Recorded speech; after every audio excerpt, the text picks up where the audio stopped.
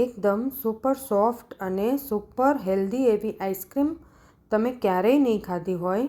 આ આઈસ્ક્રીમ એટલી હેલ્ધી છે અને આમાં એક ખાસિયત એ પણ છે કે આમાં સુગર પણ નથી અને ના તો દૂધ ઉકાળવાની ઝંઝટ, અને એટલી સોફ્ટ છે કે આમાં આપણે ક્રીમ, ના તો મિલ્ક પાવડર, ના તો કોઈ જાતની મલાઈ કે ના તો કન્ડેન્સ મિલ્ક, અને તો પણ એટલી સોફ્ટ બને છે.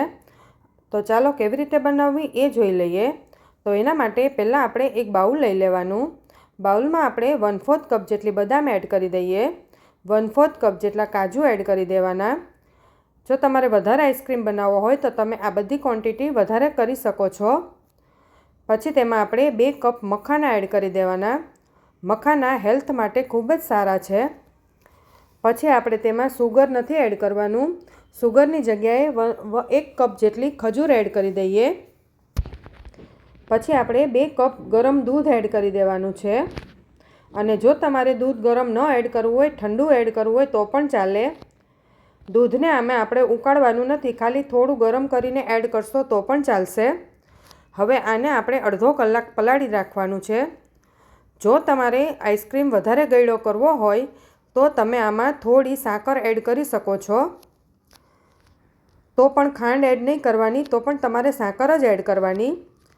હવે અડધી કલાક પછી આપણે જોઈએ તો આપણા મખાના, કાજુ અને બદામ બધું એકદમ સરસ સોફ્ટ થઈ ગયું છે. તો હવે આપણે તેને મિક્સર જારમાં એડ કરી દઈએ. મિક્સર જારમાં આપણે તેની એકદમ સ્મૂથ પેસ્ટ બનાવવાની છે. એટલે આ બધું અડધી કલાકથી કલાક પલાળવું ખૂબ જ જરૂરી છે. તો જ આપણી પેસ્ટ એકદમ સરસ સોફ્ટ બનશે. પછી આપણે તેમાં 3 ચમચી જેટલો કોકો પાવડર એડ કરી દઈએ. હું અહીંયા ચોકલેટ આઈસ્ક્રીમ બનાવું છું એટલે મેં કોકો પાવડર એડ કર્યો છે. તમારે કંઈ ન એડ કરવું હોય, પ્લેન રાખવું હોય તો પણ ચાલે. હવે આપણે તેની એકદમ સ્મૂથ પેસ્ટ બનાવવાની છે. બધું પલળી ગયું છે એટલે પેસ્ટ આપણી એકદમ સ્મૂથ બની જશે. આ આઈસ્ક્રીમ ખરેખર ખૂબ જ સોફ્ટ બને છે અને ખૂબ જ ટેસ્ટી પણ બને છે. નાના બાળકોને તમે બનાવીને ખવડાવશો તો ખરેખર ભાવશે જ એમને. તો આપણે હવે એકદમ સોફ્ટ એવી પેસ્ટ બનાવી લીધી છે. જેમાં આપણે આઈસ્ક્રીમ બનાવવો હોય એમાં જ આપણે ડાયરેક્ટ એડ કરી દઈએ. હવે આ ડબ્બાને આપણે બંધ કરીને 1 રાત માટે અથવા તો 7 થી 8 કલાક માટે મૂકી દઈએ.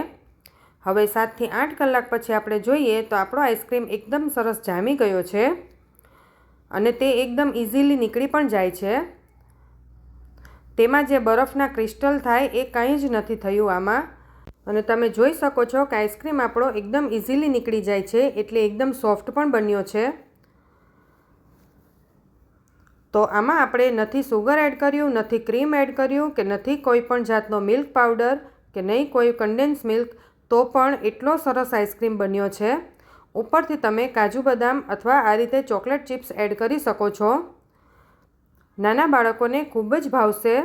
તમે પણ ઘરે જરૂરથી ટ્રાય કરજો. અને નાના બાળકો માટે હેલ્ધી પણ છે. બહારનો આઈસ્ક્રીમ આપણે ખવડાવીએ તો બહારના આઈસ્ક્રીમમાં વ્હીપ ક્રીમ હોય છે. એ વ્હીપ ક્રીમ આપણને નુકસાન કરે છે. તો એના કરતાં આવો આઈસ્ક્રીમ ખવડાવો ખૂબ જ હેલ્ધી છે. તો રાહ ન જોવો, ફટાફટ બનાવો.